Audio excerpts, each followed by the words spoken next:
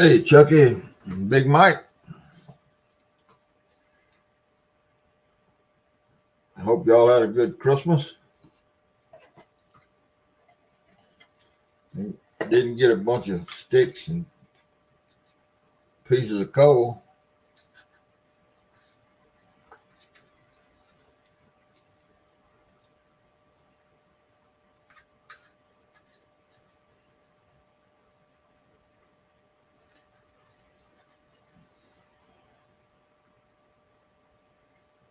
Annette, good evening.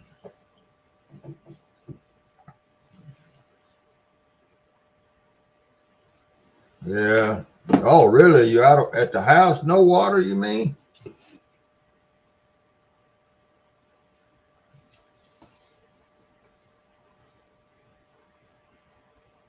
Well, Lord, what happened to you? What happened? Did you have a main break? Or you on a well, or what happened? I didn't know you was out of water.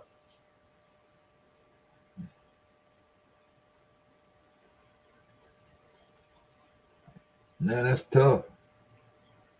Oh, okay. Is it in on your property or the main water line, or y'all don't nobody know?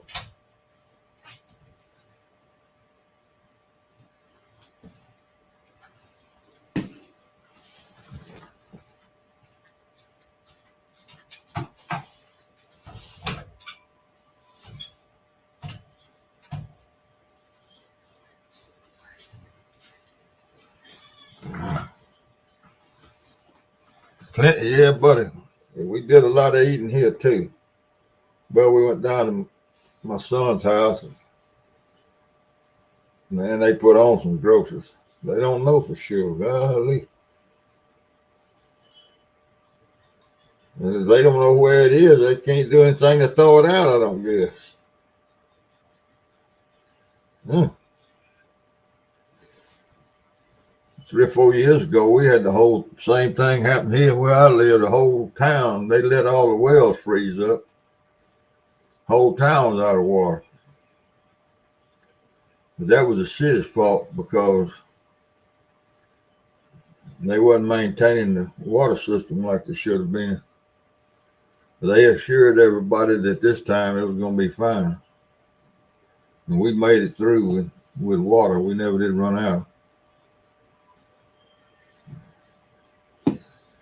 Hey, Bill Duke.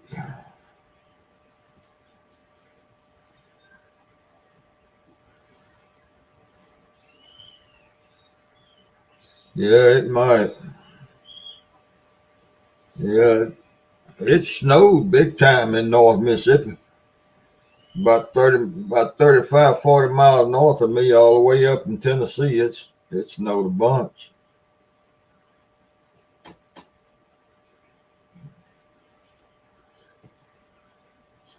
And the fields were white. I had a buddy that came back from Memphis, and he videoed some of it coming south. It was white all out across the field.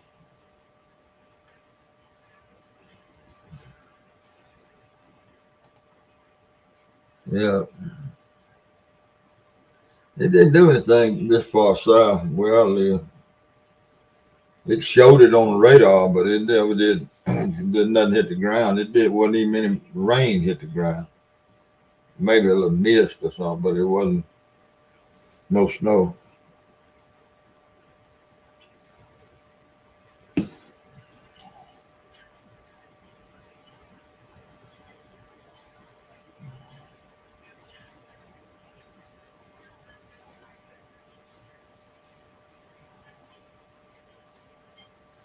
Yeah, it's tough to be without water.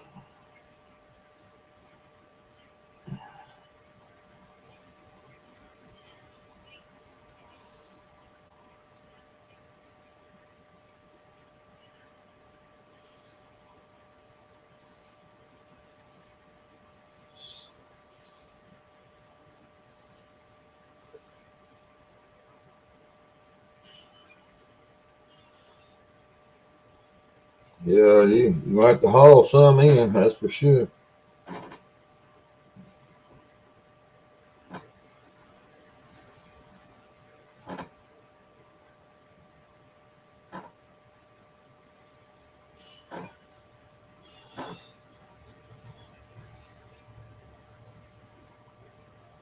ran out today. Yep. Has this happened before there, Mike? The water line freeze up?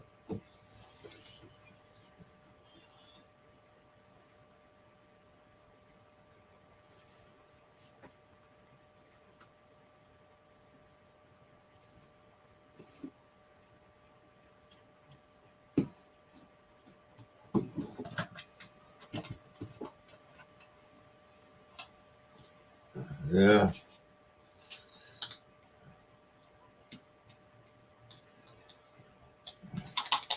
Yeah, it was cold. It's back to kind of normal now. It's 31 here. I think it's going down into the 20s, but that's not uncommon. With them 8 and 10 degrees, that's. Oh, I got you, Mike. Okay.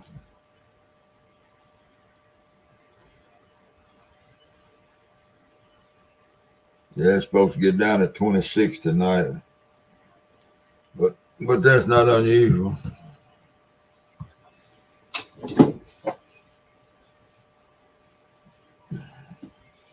Yeah, they're gonna have to do something about that.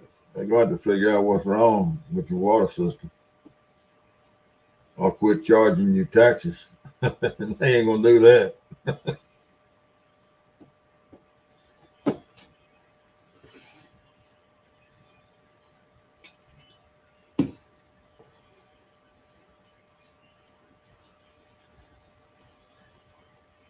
Yeah.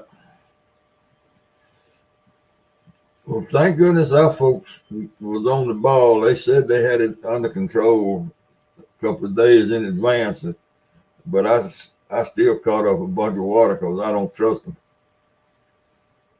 But it never did freeze. We had all the cabinets and all that open, and had to turn the thermostat up a couple of degrees, try to keep it a little warmer in the house.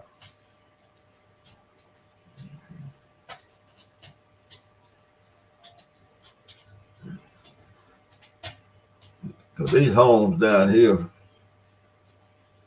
no, I don't either. I don't either. I try to take care of myself. There's some things I can't get tended to, but 10 degrees is cold for down here where I live. I mean, our stuff's not made for 10 degrees. It just don't ever happen. I've seen it below. I'm 75 years old, and I think I've seen it below zero once or twice in my life. And surprisingly, and the sad part, I was at deer camp both times it got that cold. Both times. Yeah.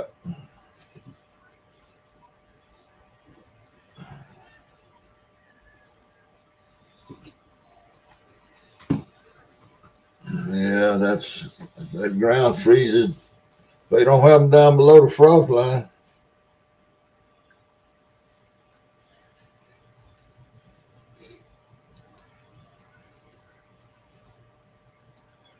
That's funny you talking about burying the water pipes. I'm gonna tell you something that I was what I read up and talking about the government and this and that and the other. Years ago, and I mean years ago, 60, at least 60 years ago, we saw the first armadillo I had ever seen in Mississippi. We didn't know what it was. The school bus driver, it was in the afternoon going home, and the bus driver stopped the bus. And it wasn't about 7 or 8 of us left on the bus, and happened to be all boys. And the bus driver and us young boys, we went across the field and looking at that thing. And we looked at it. So the next day at school, I think I was either in the 5th grade or the 6th grade. So it's been 60 years ago at least. I was telling the teacher about it, and so she went to the library, and she went somewhere and brought back a book with a bunch of different kind of Mississippi animals in it. And you know that armadillo wasn't in that map in that book, so she kept trying to tell me it was a possum. When I described it to her, I said, "No, ma'am, it wasn't no possum. I know what a possum looked like." And I said, "I hunt for possum." And so it got the other kids that told their teachers too, and it got around school. And one of the ladies, we had all lady teachers, women teachers in elementary, and one of them must have known what a yeah, possum on the ass. Yeah, one of them must have known what an armadillo looked like. So she went and got the encyclopedia and brought a picture in there to in that classroom, and sure enough, that's what it was an armadillo. Well, it got around finally. We got the book, and I told my teacher that's what it was. That's it right there. But that was in the mid-50s.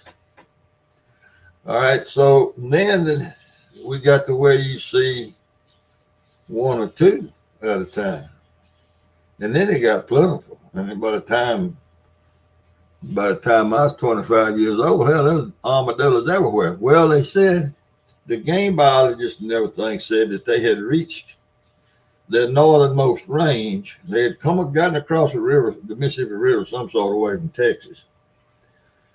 That's what they said, and that they had reached their northernmost range.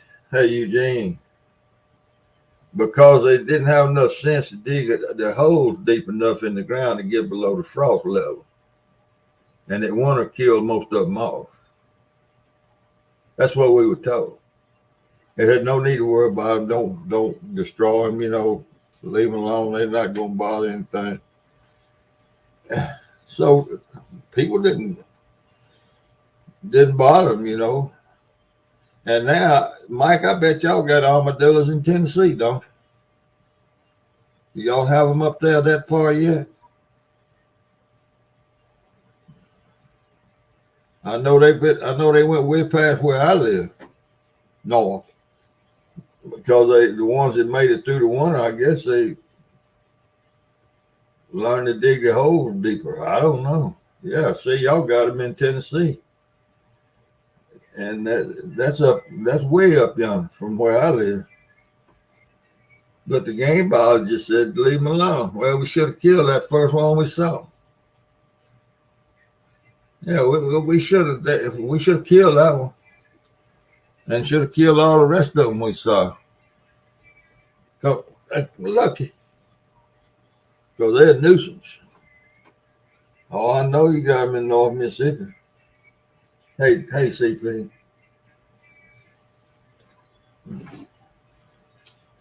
But that's what government will do for you. You get all in the yards out here and dig up your bushes looking for grubs and things. Man, that thing's awful.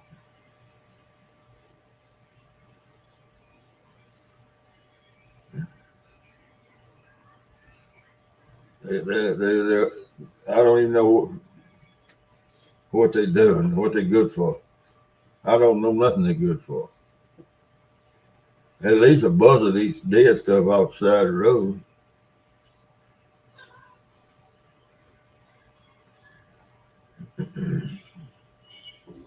Hey, Tim, I hope we got some new folks in here. I'll say it again. I hope everybody had a fun Christmas with family and all.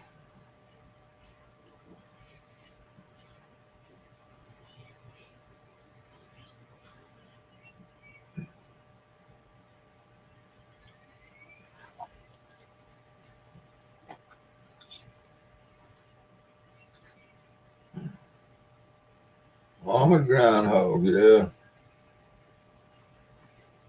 We call a possum on the half shell down here.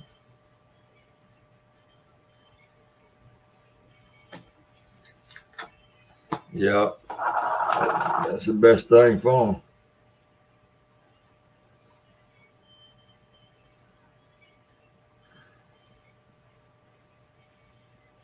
You know what you do if you're out in the woods somewhere and you get lost.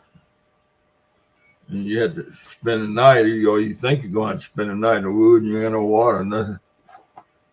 If you can find your armadillo or opossum walking around the woods, and just follow them, just stay back behind them and follow them through the woods, because they going to a blacktop road to get run over. So they'll lead you out of there. That's what they do when they get up, is head to a road somewhere to get run over. So they'll lead you out of the woods. That's supposed to be a joke now. Y'all can all laugh.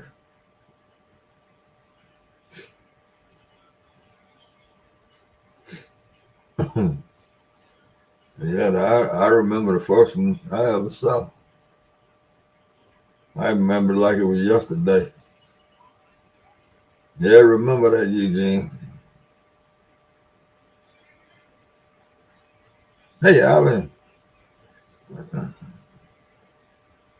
There's real and virtual jig, crappie jig distributor.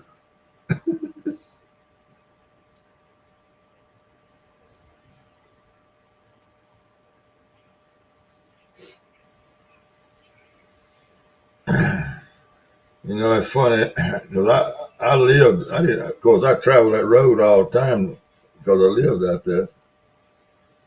But then after we moved to town, we still farmed all that land there. Yeah, it's like running over a big old rock. It sure is.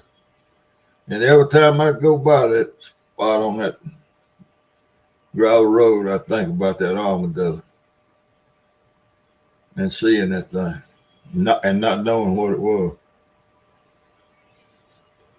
And we were air miles, or the way that thing had to walk, it was 5 or 6 miles from the Mississippi River. So he must have been there a long time before somebody saw him.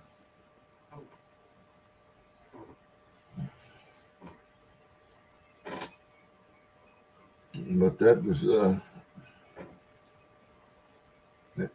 now nobody had ever heard of armadillos around my little hometown when we saw that one. But now I heard about people seeing coyotes a long time before I ever saw one. Especially the boys that farmed out close to the Mississippi River, out on the west side of where I grew up. They saw coyotes a long time before I ever saw one. And there was a big argument here. I remember when they first got real thick, I remember they had a big argument about whether they were wolves or not. And somebody said, I saw one, that had been a wolf. Now, I've never seen one that looked like a wolf, but hey, Stan. What the?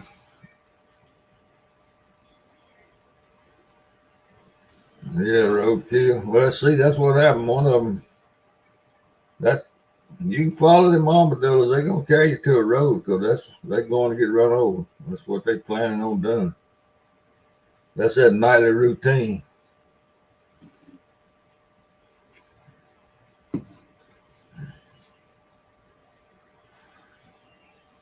Oh, I guess if you travel any distance on these roads down here, 10 miles, you're going to see one or two of them or more sometimes. Yeah, we had them before then. We had them in the 70s. They probably came here in the late 60s. Yeah. I think cougars is more what we have here.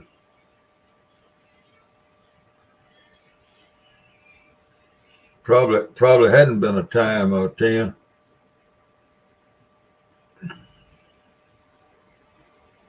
Yeah, I don't know what all the coyotes are doing here because we don't have many rabbits anymore. By zero quail. And I know out west the jackrabbits are prolific out across the desert. And Texas, the coastal bend of Texas, the Corpus and North, all that is full of quail. Some that they can actually catch, but there ain't nothing down here for them to eat unless they eat rats. There ain't nothing here for them to eat.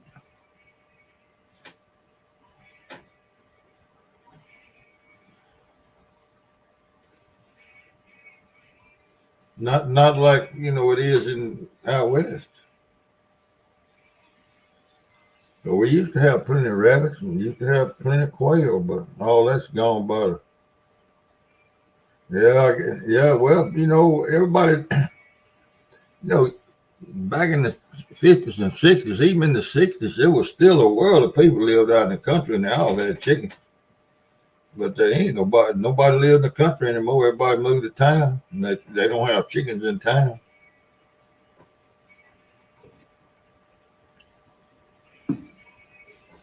Yeah, they have here in Mississippi.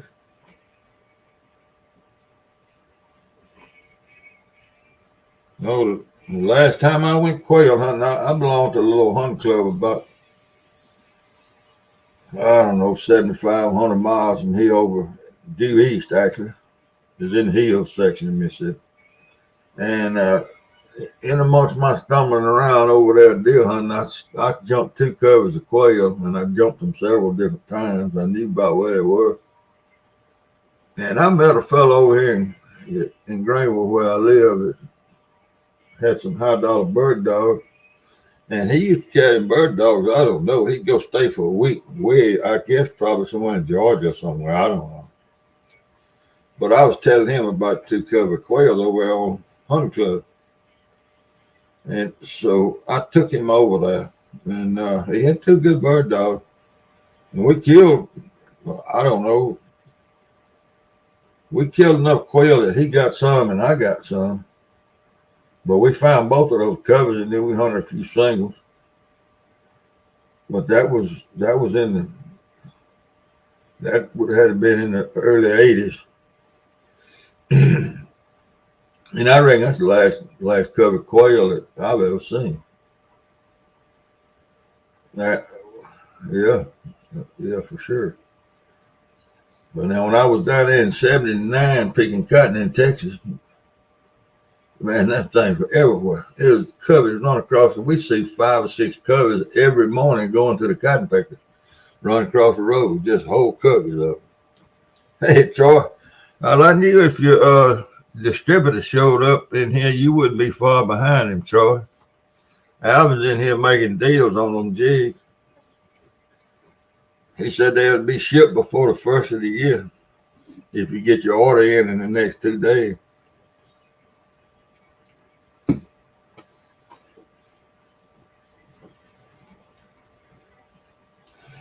Yeah, I don't know why well, I blame the rabbit and quail population on fire ants and the coyotes now. I don't have any proof of that, but I figured the coyotes and fire ants do damage to stuff that lives on the ground.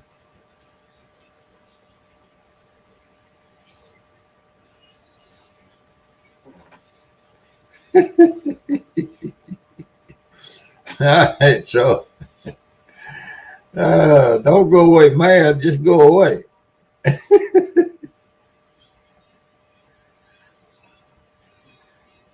Get this, coach. New Mexico. Now they migrated down there. They weren't released. They weren't released. Huh.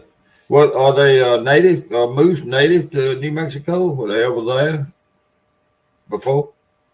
You know, back when the buffalo roamed. Oh, I believe you. Hey, Mark. Oh, I believe you.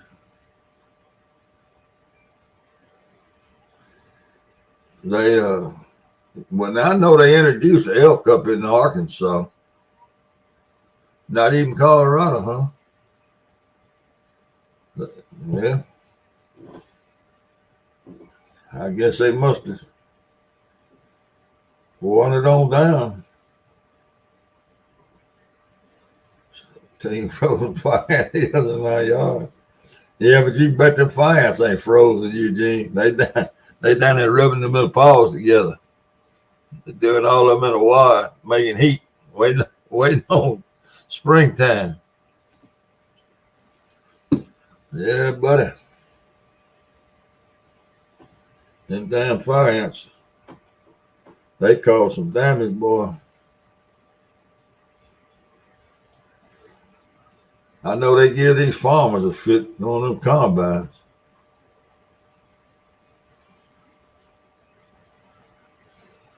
Them hills are sticking way up in the air. That combine just cut them right off. All that dirt and stuff goes through the machine.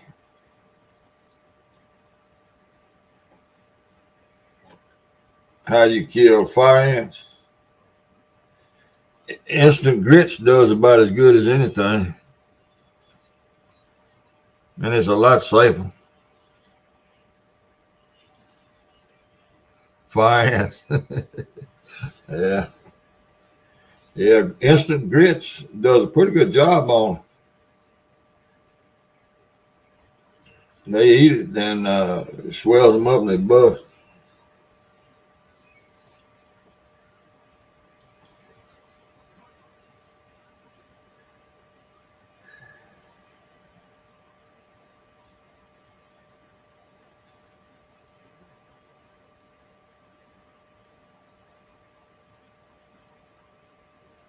Yeah, gasoline and match. Yeah, leave a dead spot in your yard. Oh, I put grits on them. I put Andro, Andro, I think it pronounced, and then I put all that stuff that smells like dill pickles, white powder. I can't remember the name of it.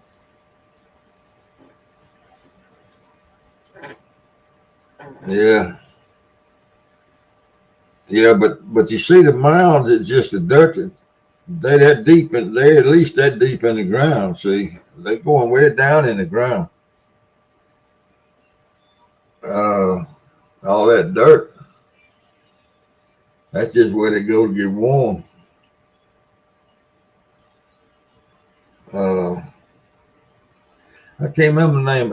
It's common poison. That's right. That poison, all that poison does is make them go over to your neighbor's yard. So that queen, and she's protected. She's way down in the ground, and you ain't gonna do nothing with her.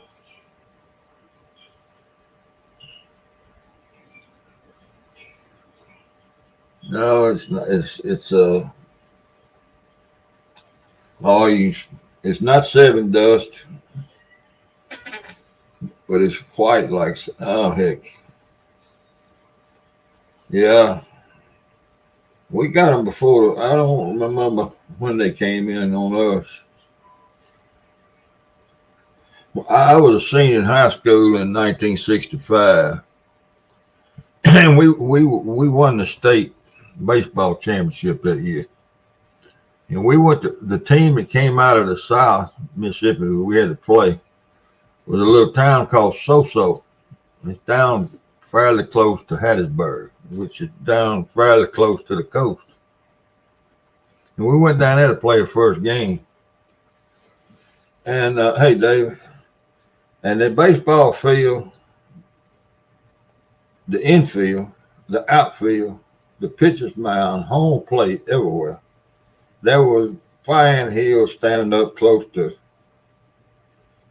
10 inches to a foot tall everywhere. Well, there were men out there sweeping them down.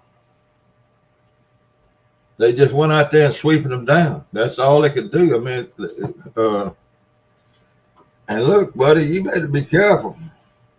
You have to pay attention. It may be a right-handed batter, but you may have to play him like a left-handed hitter to get him to stay away from damn fires. So they'd eat you up out there. And that was the first time I'd ever seen them. I mean, I've seen little anthill before, and you know, 1 inch tall, but these things were mounds. And they had a real problem with them. Yeah, they had to knock them down, but they didn't pause them or nothing. They just knocked them down.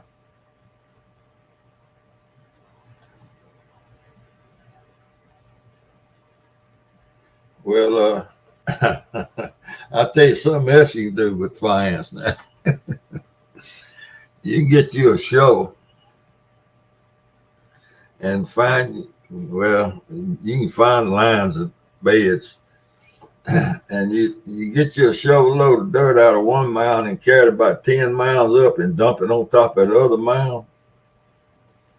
And they kill one another. They fight like dogs and cats, man.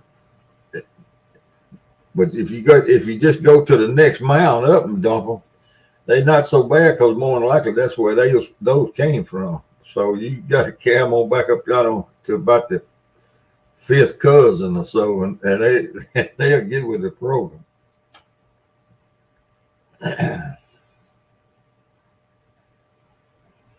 Doggone, I wish I could think of that poison. I got 2 bottles of it. I put it on my garden sometime when the bugs get really bad. I'm surprised I can't remember the name of it, but that's what happens when you get old, I guess.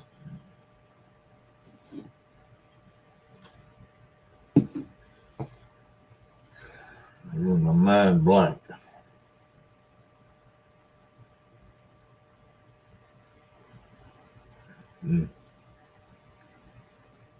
Can't think of it. Yeah. Thank goodness we don't have kudzu where I live. But the hills are covered up with it.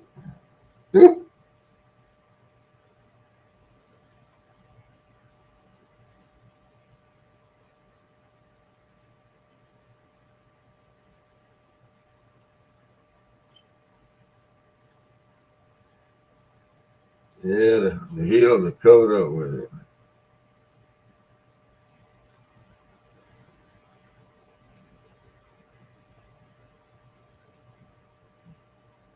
CP got kudzu all up there where he lives.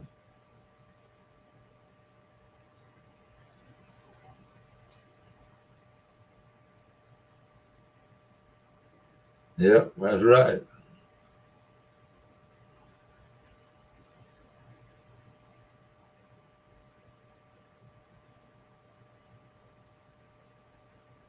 Vine at 8 South.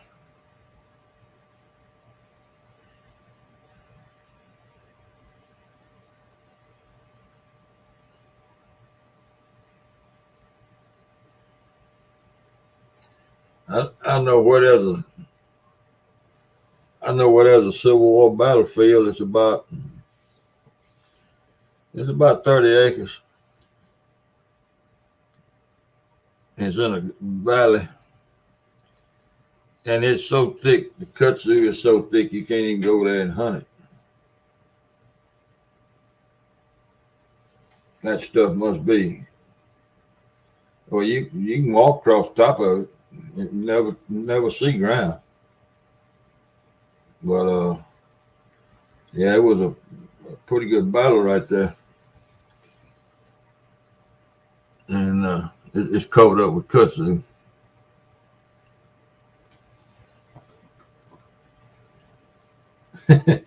Plant some kudzu in the yard.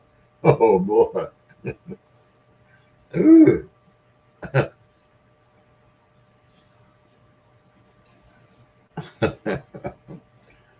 No, you wouldn't know about kudzu, Tim. It is nasty, Mark.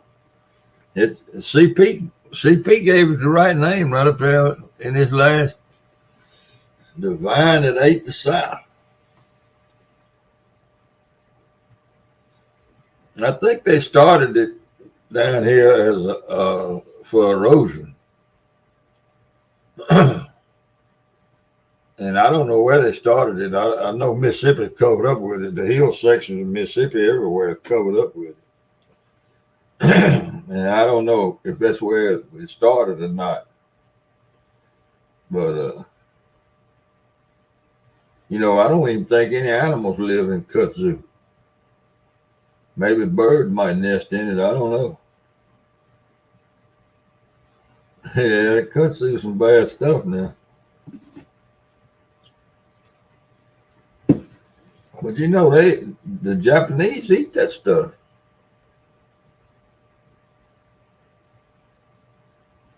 Southern Railroad started it. I wouldn't doubt it. I mean, I wouldn't doubt it a bit.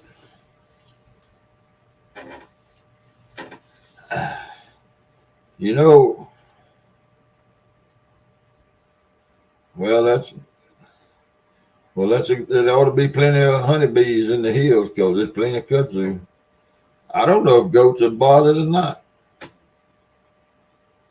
I don't mind goats can keep up with it. That stuff grows like a foot a night. They'll probably swallow up a goat in a couple of days.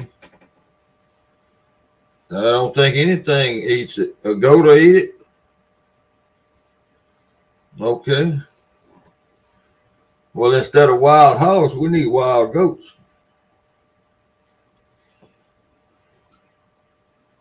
Yeah, goat will eat it. I didn't know a goat would eat it. Of course, damn goat eat anything.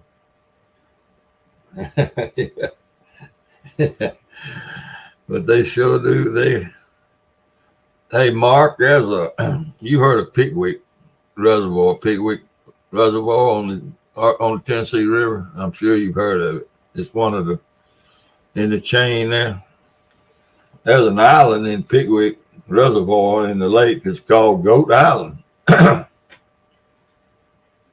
you can ride around that island in a boat and you can see all the way through it. All the way through it. It's up goat high. They got goats on it. Somebody somewhere years ago put goats out there. And they have to feed those goats in the wintertime because there's nothing out there for them to eat. They can't get to anything. It even stops the sunshine, Eugene.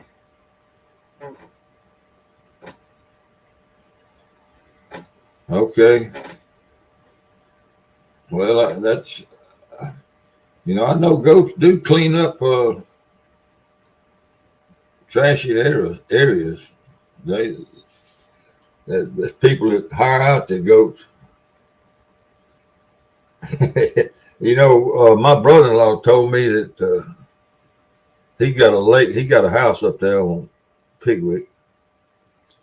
And we were up there last summer. And they all rode out and they went to Goat Island. And I didn't go out there. I stayed at the house. But I was asking, did they see the goats? And he was telling me that somebody went on that island and killed all the goats. And it's some rich person that their ancestors or some sort of way started them goats. They put goats back out there. They went and bought a bunch of goats and carried them out there and put them back on the island. And so they, still got them. But somebody went out there and killed all the goats for some reason. I don't even think they hauled them off. I think they just killed them for the heck of it.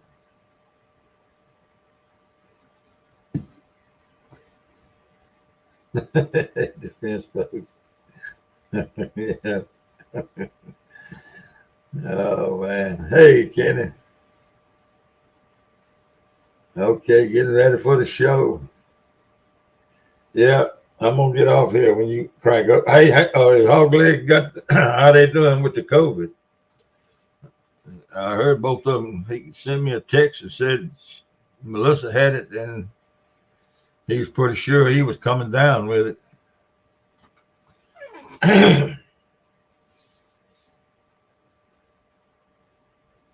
You know anything? I know you do.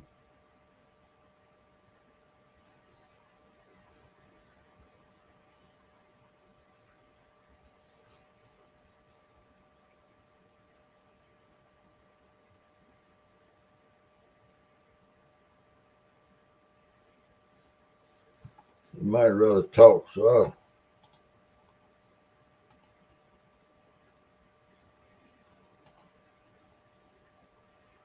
no, come up. Somebody, they still feeling okay. Good. Well, not good, but thank you. I tell you, they better. I guess they better watch that stuff. I wonder how they caught it.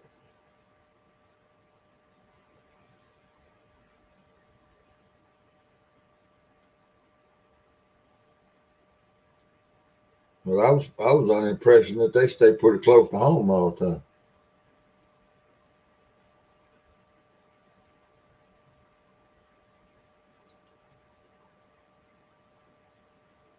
Yeah, I didn't get to watch the show last night, but when I got on the computer this afternoon, I went and scrolled back through the whole show, and I didn't see Hogleg up there, so I figured he must have been sick.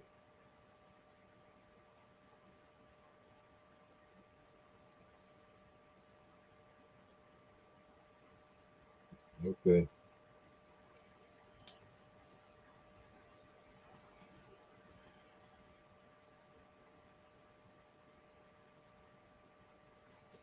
Well, of course, y'all all know I go down there and I watch it, all them honky tonks in Key West. You heard me say 100 times. Y'all never see nobody down there with a mask on. Still don't. Well, earlier tonight, I was watching a live feed from El Paso, Texas of it's the first media responders, people kind of like storm chasers, except they follow crime and stuff around the big cities. And they were down there where the illegals, where they busting them in, and they was all getting off the buses there, and from a lot of them was from Venezuela, and there was a few of them had on a mask, but most of them, and it was bus load after bus load after bus load, and they all sleeping on the streets. They done brought them blankets out there and feeding them twice a day, and I don't know. I ain't gonna get about. I'm just telling you about. I don't know what kind of diseases they would have, but they said some of them been traveling. The ones they interviewed been traveling for 3 months to get to El Paso, and they looked at me like they just left home. They had on good clothes. All of them had a telephone. They was texting. Bunch of them smoking cigarettes. I don't know. They didn't, and they all had on a big heavy coat of some type. And you know it don't get cold in Venezuela, but when it's pretty cold in El Paso right now, and they all had on big coats. Now I don't know where they got all them clothes from, but they had something to keep them warm. You okay, Tim? Yep, they're everywhere. Yeah. Well, the ones they talked to tonight were all. There may have been one from El Salvador. But the ones they talked to on camera tonight were from, they said, now, I don't know where the hell they're from, but the refugees said they were from Venezuela. They could have been lying for all I know.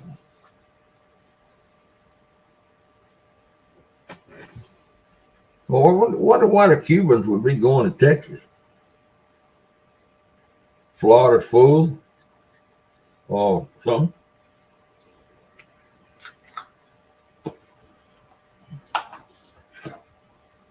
It's a long way from Cuba to Texas.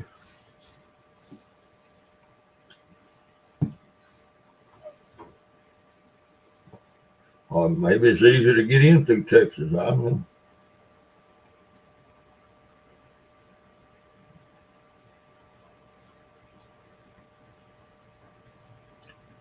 Well, those guys that I was watching tonight said that yesterday, was it last night, that Tucker Carlson was in the airport in El Paso last night. Okay. All right. That makes sense, Tim. And that the airport was full. Well, a bunch of them had flown in. But they went out to the airport tonight and there wasn't any in there. And the people in the airport didn't want to talk about it. Oh, man, this country, this country's in a hell of a fix.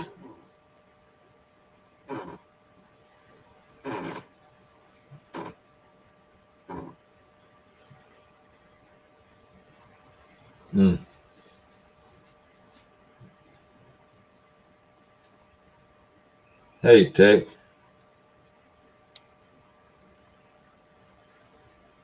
I caught latent tuberculosis. Lord have mercy.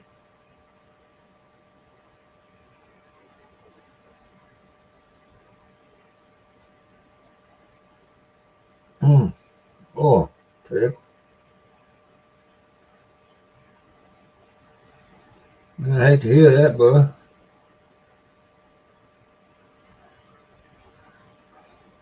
Well, I would imagine that would.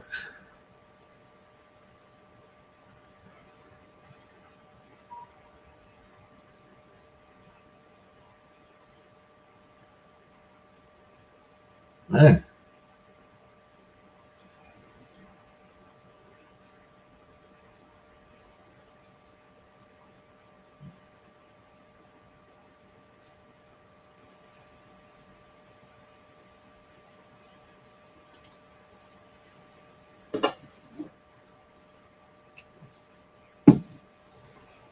Yeah, I've been to El Paso once.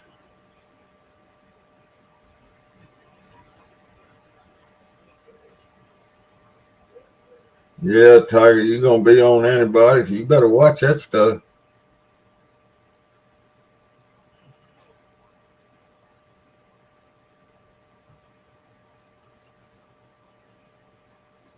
And I hate to hear that, B.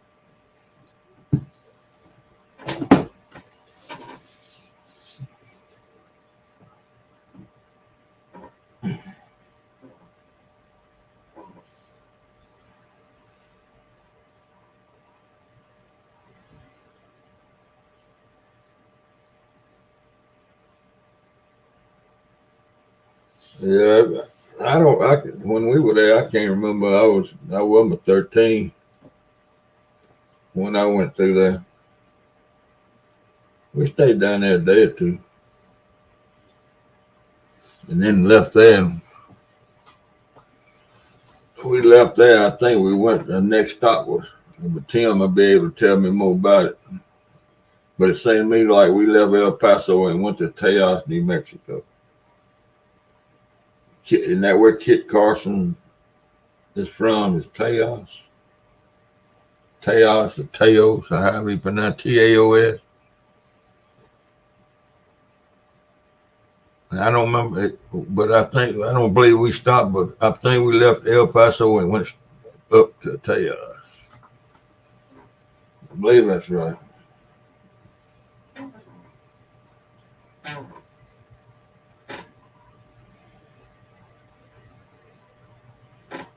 Anyway, wherever, that's where Kit Carson's home is or something. But that's funny.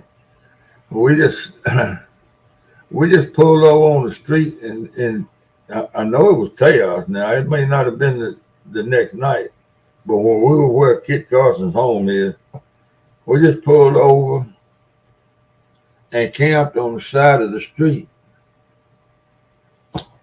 Just slept on the side of this. That's where we slept. Just camped right there on the side of the road, and a bunch of hobos, man. There was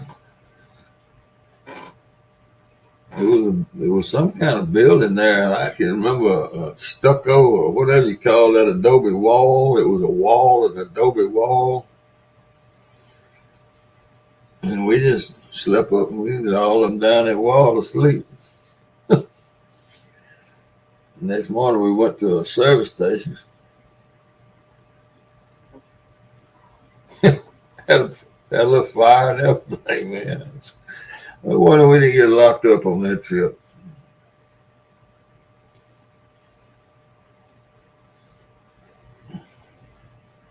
But I don't think Tejas. I don't think it was a very big. It wasn't a very big place, if I remember correctly.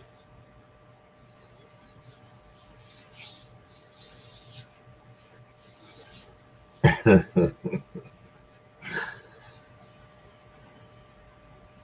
don't. Hey Tim, do you know? And I may be gonna not get this right, but there's a place. It's either in Arizona, New Mexico. What Taos? Taos? The name doesn't ring a Taos, New Mexico. Don't ring a bell.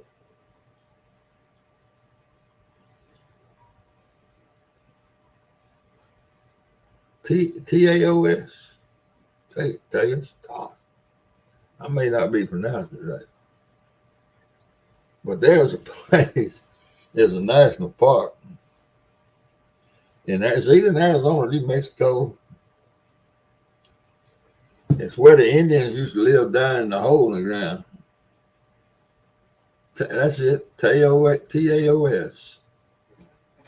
Taos. That's the place, and I think that's Kit Carson's home, where he was from.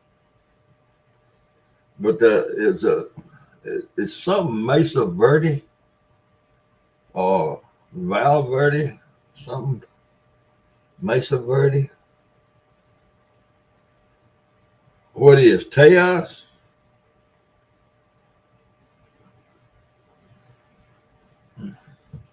Well, what town did we go to from El Paso? Could have been Las Cruces.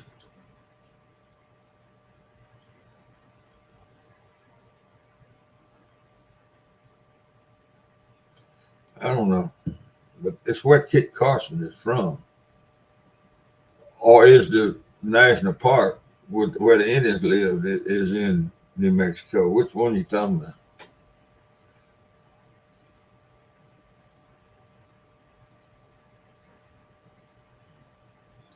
But anyway, we went to that national park. We got there after dark. We couldn't find a campground. But we saw all the signs, everything had them signs all about the truces.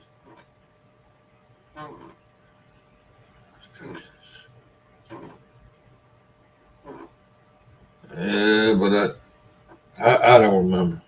But where's Kit Carson's home? That's Tejas, isn't it?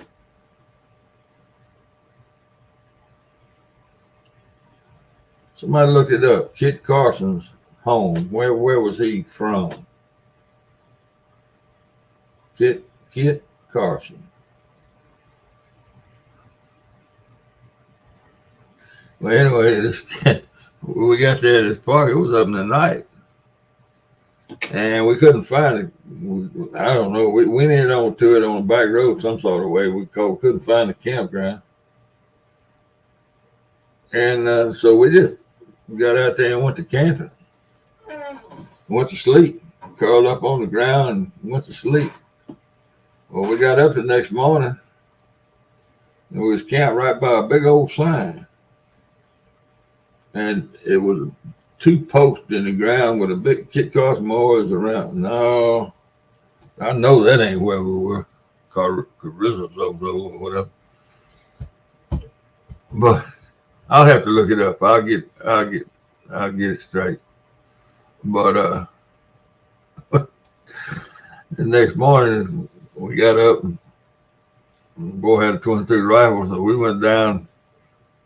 First went down fishing, and the fish wouldn't bite. But it was fish running all up and down the little old Clearwater stream there, but they wouldn't bite nothing. So Chick said he gonna go back up to the camp and he get his gun. Well, when he went back up there and got the gun and came back there, everybody came down there. On the Richmond. Oh man, I'm getting all confused now because I know we wasn't in Kentucky. But anyway, well now Chick shooting them fish with that 22 rifle and put them on a stick. You know how you break a stick off, it's got to leave a limb on the bottom where they won't slide all the way out. And they went on up the creek, and I had all the fish. So they was getting them another stick, and I was having to get another stick for it all because they had too many on one stick, and I was having to get another stick, so I'd have 2 sticks. And all of a sudden, yeah, I know PR, but that's probably where he was born. Okay, lived in Tejas, New Mexico. Yeah. So I'm walking along. They up in front of me a good way, and through some bushes and all. And I got 2 sticks, one in each hand, about 4 fish on each. And this fella says, "What in the hell are you doing?" Just like that. I try to look at this man up there with a suit on. I said, "Oh, we're getting some fish." He said, about that time I heard that nylon 66. Pew, pew. He said, "Who's that shooting?" I said, that's us. We getting some fish. He said, "Boy, don't you know you're in a national park, you can't be shooting fish." And he went running down that bank. And so I hid. I don't know why I hid, but I hid, and I could hear my boy. He was raising $100 worth of heck up there with them boys, with my buddies, and he had them all lined up on the bank up there. He had the gun, took the gun away from him. And they all had a string of fish. Oh, we must have killed 30 of them things. It was the most suckers. We didn't know what they were. We were going to clean them and eat them. And the man that we was with that was over in charge, he had one of them little one-man campers. They sell them now for about $5,000 or $7,000. I forget the name of them. They're almost small enough to pull with a motorcycle. teardrops. Well, he had one. This was in the 50s now. He had a teardrop. Had a stove on the back of it now. And he was up in that thing still asleep. And, well, he was nursing a fifth of vodka. And he was in the military. He was a lieutenant colonel or something other. He was in the Mississippi National Guard and all that. And we got back up there. He marched us back up yonder. Taos. Yeah. Yeah, I knew I wasn't pronouncing it right. It had the diamonds on it. That's right. And he got Coach out that he's still in his boxer shorts and his muscle shirt and a pair of socks. I'll never get standing there. He had us in line. And we was all over the place. He's what in the world? What is this operation? And so Coach Henry went into his military voice. And he wasn't talking like he was talking to a general or something, you know. He's standing there in his box. He had on him a white boxer short. And how long y'all been here? I said, well, we've been here all night. He said, y'all didn't read the sign. And we looked up the sign, said Mesa Verde or whatever it is, National Park. And said, well, we knew where we were. We're not lost. He said, you read the other side of the sign. So he sent one of the boys around the other side and great big old letters. Great big letters, no camping. and we were sleeping up under the sign, man. Oh, and how we got out of that. Richard, Coach didn't have to pay no fine. He took all the fish. Now, I don't know what he did with the fish. Because they were shot. They wasn't, they wasn't going nowhere. They was dead. He took all the fish and kept his gun. He didn't keep his gun, but he kicked us out of there. He told us, and we got out of there. He gave us like 10 minutes to get out of there, clear out. Oh, man. Oh, boy, Coach was so mad at us. Well, we got away without getting locked up. Oh, man, that was bad. Me and them boys get together from time to time that I was with. All of them are still around. And in fact, two of them I see all the time. I meet up with them and drink coffee with them up the road a little way. And every time we get together, we laugh about that. Yeah, that was serious stuff, man. That was serious stuff. In the national park, shooting fish with a nylon 66. What in the hell are you doing? That's what I looked up and looked. It was a bank, I was down in the stream. He was standing up there, and I'm standing there with 2 sticks full of fish. Where'd y'all come from? Where'd y'all come from? Somebody said, one of them boys there was like, Mississippi. He said, no, I ain't talking about where'd y'all come from to get here today? Okay, Mesa Verde. And, when we left there, and we got outside that park, Richard said, I'm not coming this far and not see them Indian village in the side of that mountain. I want to see that. But it didn't make us no difference. Everything was fun to us, new, that's the first time I'd ever been out of Mississippi. And so we made a loop, or we stopped or something, and he got some directions on how to get back in that park. And then the whole time just knowing that that they gonna come, they gonna get us, because there wasn't nobody pulling us teardrop camper in the whole West but us. I don't think not in '59. Well, we would have had. We saw them Indian dwellings, and that's a unique place. We got on out of there, but oh, we had a heck of a time out there.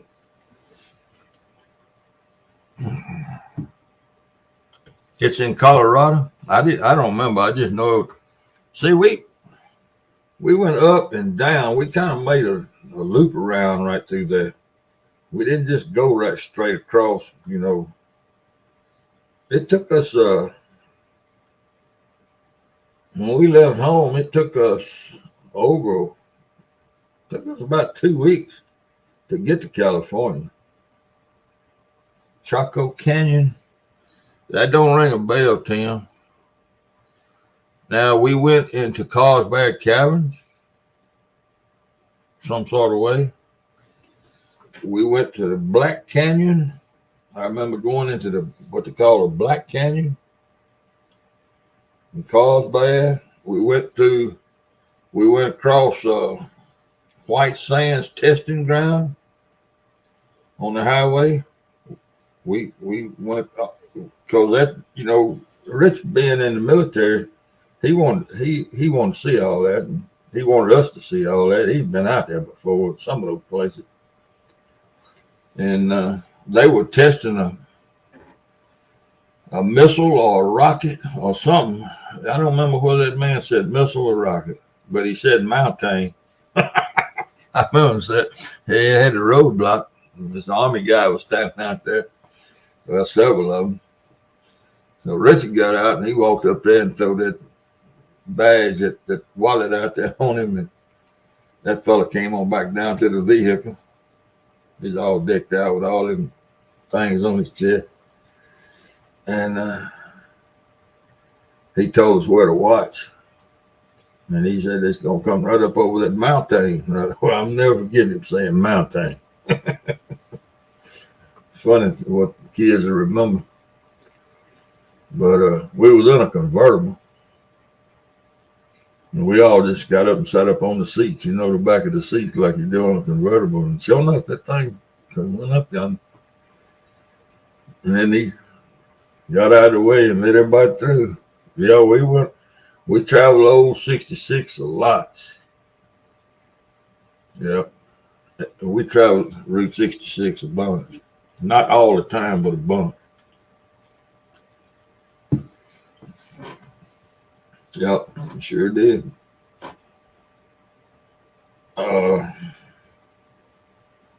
There was a television show back in those days. It was about Route 66. I remember yeah, they still do all that, right? So see, we made some loops or U's and dropped down and went across, and we stayed at Globe, Arizona, a couple of nights. So we zigzagged all around out through there. Went to the Grand Canyon. Went to Las Vegas. Los Angeles, San Diego. Yeah. Wasn't it something about 77 Sunset Strip or something like that?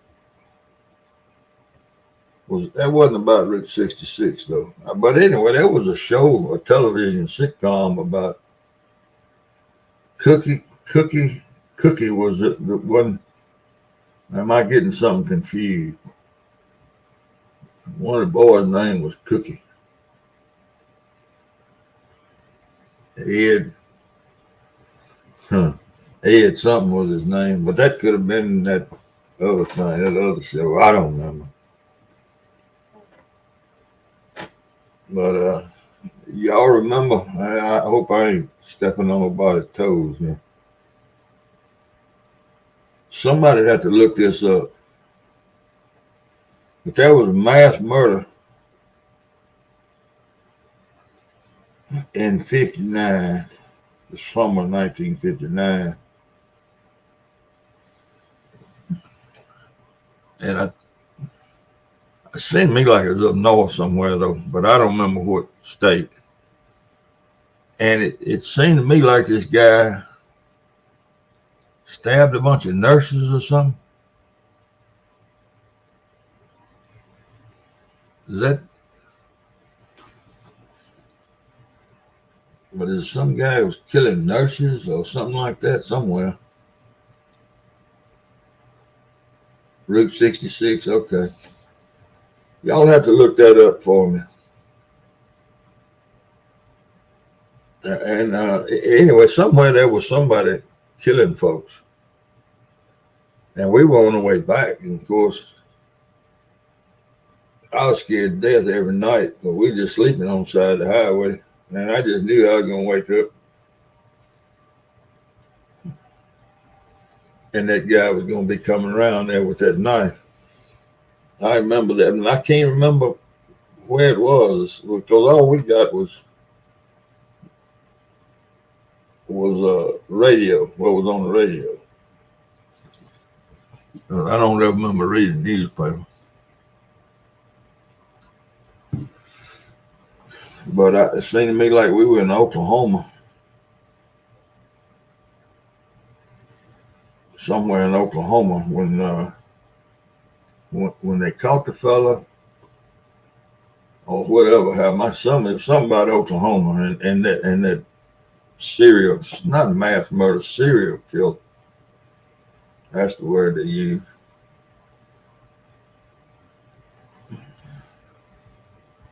I don't know. I never have looked it up to refresh my memory, but it was going on at that time. And the nurses, that may be, I may be getting that confused with later on. I don't remember, but it was.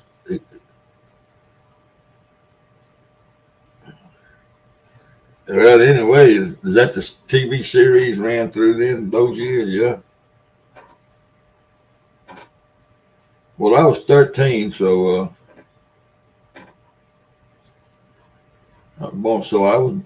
so it was in. I guess I thought it was in 59 when we went out there. It could have been 60. I was 13. I turned 13 in 1960. In September, we was back home. We was back home before I turned 13. So yeah, I guess it was 1960 when I was out there.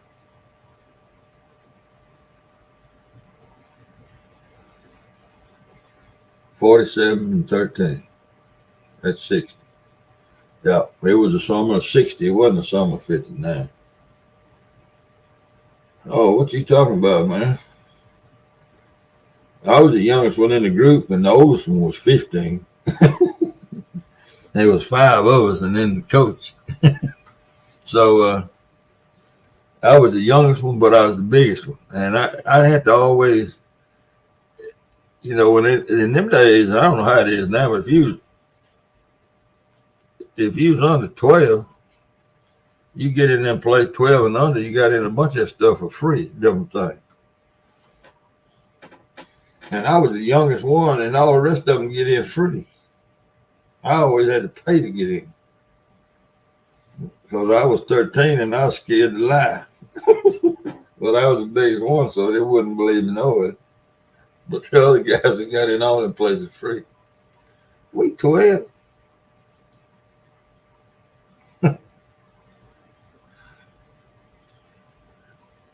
We went to Yosemite.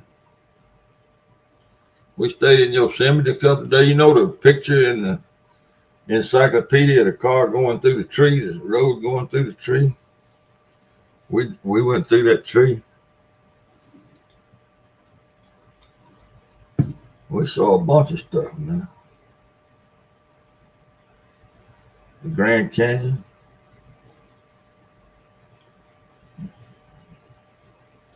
You could take everything with bottle caps back in them days. You could take a bottle cap and snap it out across the Grand Canyon. You know how you snap them in your finger? And that bottle cap would go out there in that car and get it. And sometimes it'd go plumb where you couldn't see it, but sometimes it didn't. I don't remember, Eugene. And that thing would come back and go through them. I guess it's some kind of pine trees. You could hear them bouncing through them pine trees. It was like a bullet almost going back across there. The killer's name, Richard Speck. I don't remember. I just remember that it was some kind of serial killing going on, and it was the summer of 1960. That's when it was. It wasn't 59 or 60.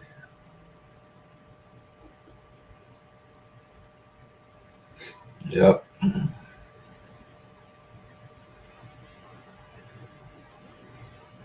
It could have been Richard Speck. I remember that name, but I don't remember. I don't know if he was the one killing the nurses or not.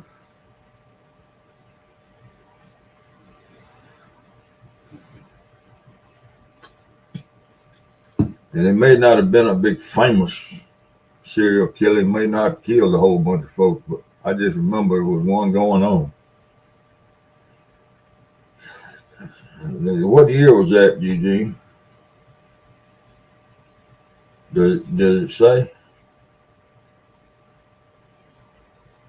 I just remember it was some serial killing going on somewhere. Bound to say what year.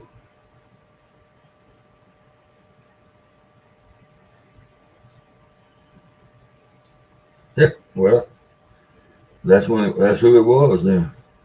My memory was kind of right.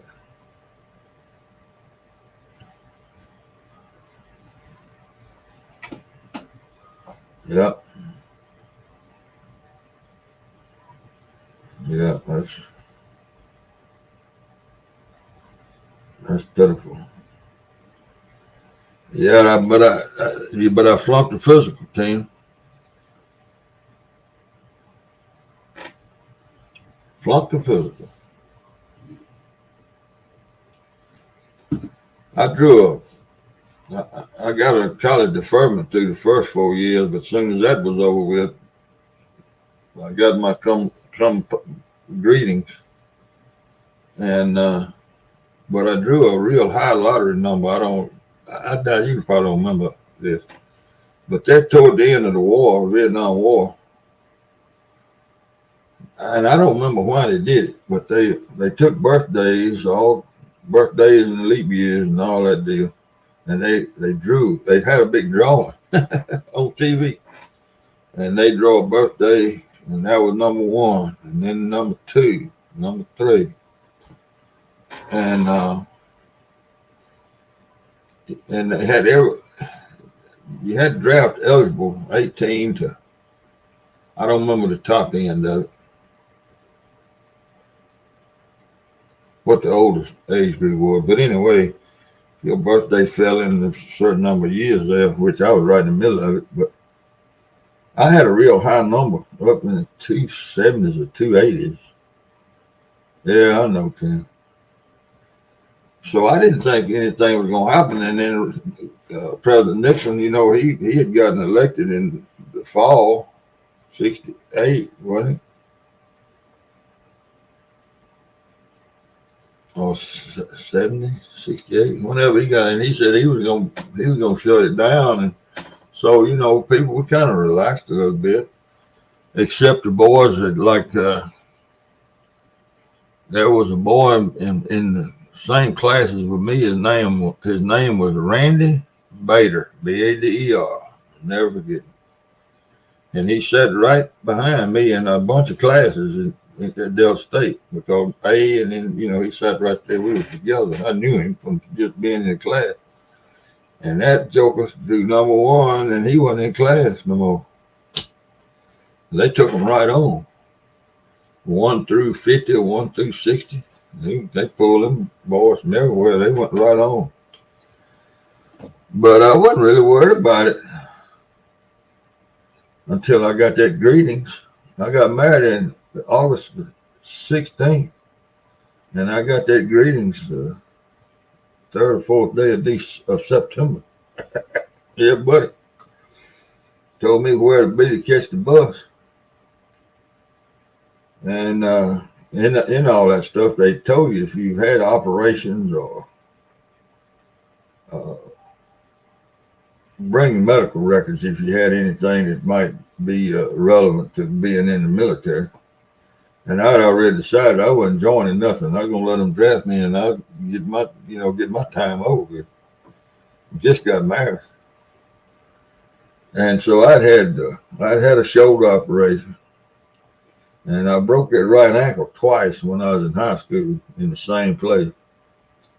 And I had to ended up with an orthopedic specialist in Memphis. Dr. Fred Sage was his name, and he did all the work on me both times.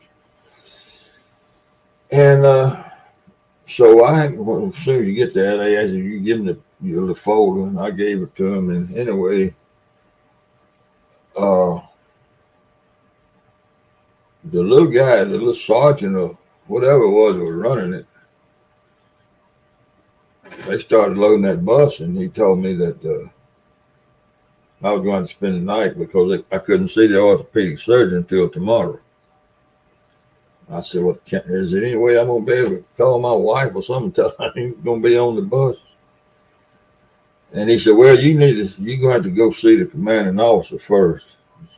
So we went in his office, and he carried me in that office. And I was the only one that's going to keep out of the whole busload. There was one boy that was shipping out. He was taking his pre-induction physical. He's fixing to leave. He passed the physical, and they shipped him to a boot camp. But anyway, I was the only one they're going to keep. And that guy, man, he was a big officer, had an office, he was the head of the induction center there. And I guess he was some kind of MD, I don't know. But he brought me in there, and he gave him my folder. And I'll never forget that guy says to this sergeant, whatever, I don't know what he was, sergeant, something. He said, did you read these papers? He said, I just saw the orthopedic. Now we're going to have to see our orthopedic man tomorrow to verify all these papers he got here. And he said, do you see who the doctor is? He said, no, I didn't look. He said, it's Fred Sage. He said, oh, heck, okay. He said, I guess that means he's going to catch the bus. He said, yeah, that's right. In other words, they were going to keep me overnight to go see the orthopedic man that signed all these papers that I didn't give him. He was the man that was in the orthopedic man that verified whether these operations, would turn out with the range of motion and this and that and the other. And that little sergeant felt like an idiot. But they called and held that bus for me. And I didn't have no suitcase or nothing. I didn't have nothing to grab but the door of the bus. And my little folder. But I went on back home. And no, I didn't get drafted. Yeah, 4 days. Oh gosh. That Big Mike, he's out of water completely. That main water line's frozen up. It's not just him. Oh, that's bad. 4 busted pipes.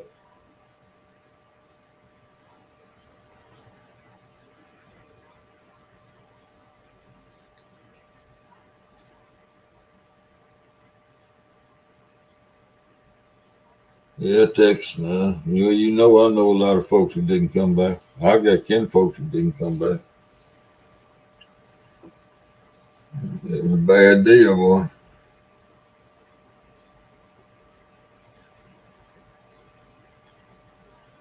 It was a bad deal.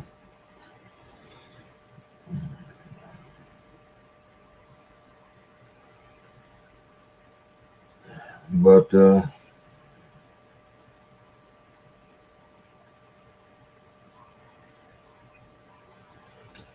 I don't think we had but don't think we had but one boy from my hometown.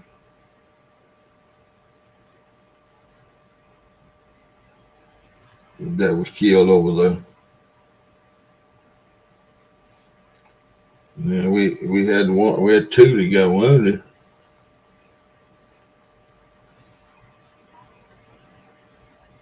And then I had a first cousin that got killed over there. Of course, I knew boys from Cleveland, surrounding areas.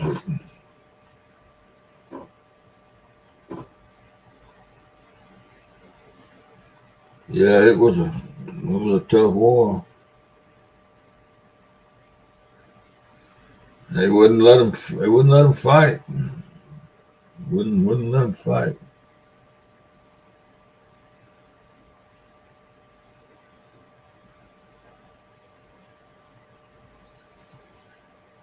If any of them talk to you about it.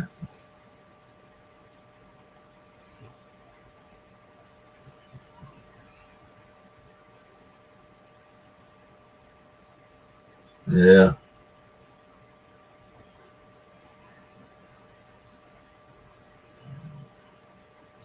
Yeah, that's probably where it was down here, but my little hometown. But see, the draft board wasn't even in my hometown. We had to go 16 miles to the county seat to sign up.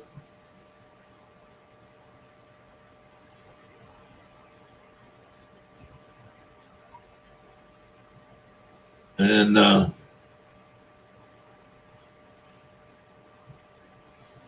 what did I have to register for when I turned 18? Was that the draft? I guess it was. No.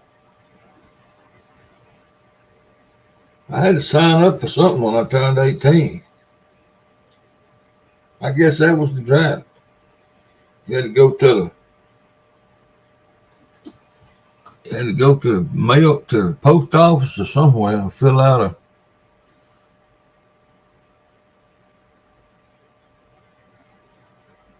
Yeah, I guess that's what it was. Yeah, so they had to sign up for the selective service when I turned 18. Well, I was in college in junior college when that took place.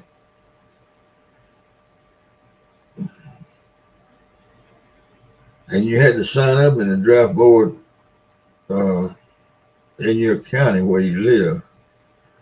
And I had to go all the way back to Cleveland to do it.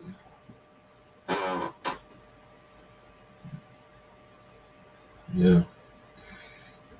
Yeah, that's what it was.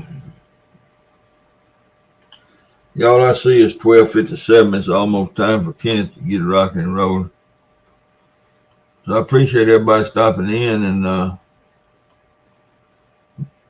taking a tour with Tim and I of the western states. All right. I'll see everybody later here. Had to go. That's where I went. But I had to go to the post office back in my county that I'm from. Hello, Jersey County. I'll see y'all later. Have a good one. Goodbye.